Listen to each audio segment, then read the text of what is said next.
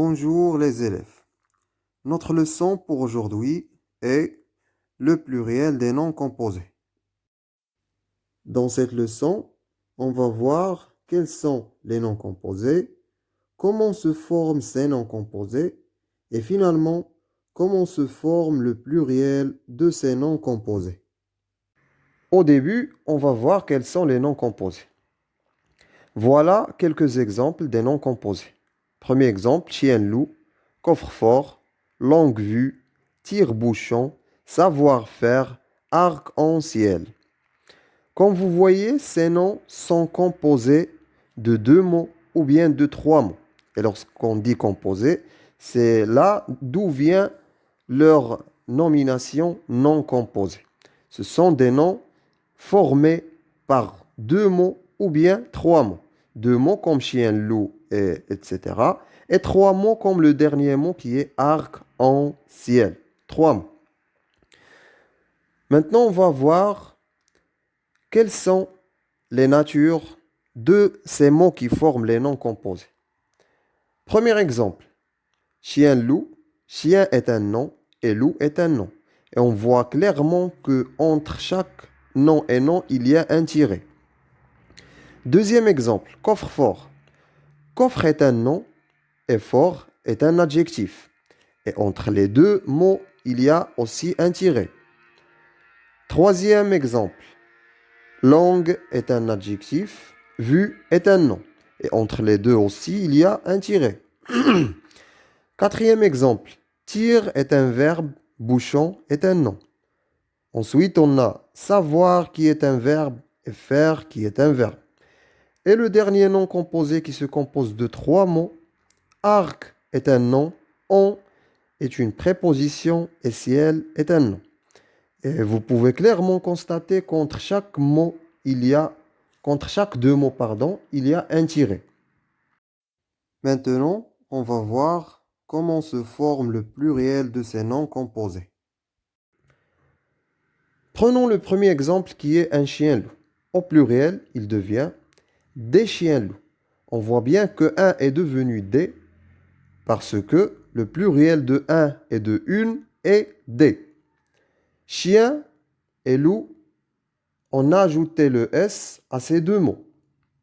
Sachant bien que chien est un nom et loup est un nom.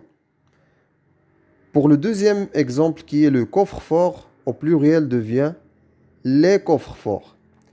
Le est devenu les parce que le pluriel de le et de la et de l apostrophe est les. Et on a ajouté le S au mot coffre et le S aussi au mot fort. Et sachant bien que coffre est un nom et fort est un adjectif. L'exemple suivant, une longue vue.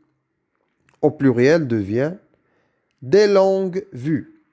Une, comme on a dit, est devenue des.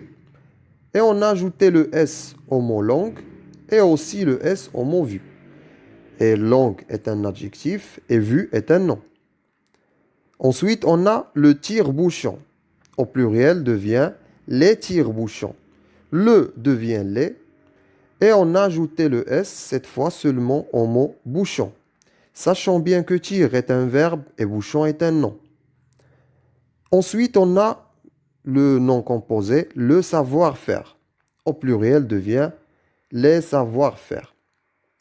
Sachant bien que les ou bien le est devenu les, et savoir et faire n'ont pas de S à la fin. Puisque savoir est un verbe et faire aussi est un verbe. À partir de ces exemples, on peut bien conclure que seulement les noms et les adjectifs sont les classes grammaticales auxquelles on peut ajouter un S de pluriel. Mais si le sens le permet. Par contre, les verbes, on ne doit jamais leur ajouter un S à la fin. Et pour le dernier exemple qui est un arc-en-ciel, il devient des arcs-en-ciel. Et on sait bien que arc est un nom et ciel est un nom. Mais dans ce cas, entre les deux noms, il y a une préposition. Lorsqu'on a une préposition au milieu d'un nom composé, on ne doit ajouter le S qu'au premier nom. Donc, c'est le premier nom qui a le S du pluriel seulement. Parce qu'on a une préposition. Donc, qu'est-ce qu'on peut conclure de ces exemples? Un nom composé se forme de 2 mots ou bien de 3 mots. Ces mots peuvent être soit un nom et un nom séparés par un tiret, soit un nom et un adjectif séparés par un tiret, soit un adjectif et un nom séparés par un tiret, soit un verbe et un nom séparés par un tiret, soit un verbe et un verbe séparés par un tiret, soit un nom, une préposition et un nom et qui sont séparés par 2 tirets. Pour former leur pluriel, on ne doit ajouter le S qu'aux noms et aux adjectifs. Mais pour leur ajouter le S, il faut que le sens du nom ou de l'adjectif au pluriel le permet. Par contre, pour le cas des verbes, ils ne prennent pas de S au pluriel. Dans le dernier cas, qui est le nom composé formé d'un nom et d'une préposition et d'un nom, on ne doit ajouter le S qu'au premier nom. Par contre, le dernier nom ne doit pas contenir un S. Et à la fin, merci pour votre attention.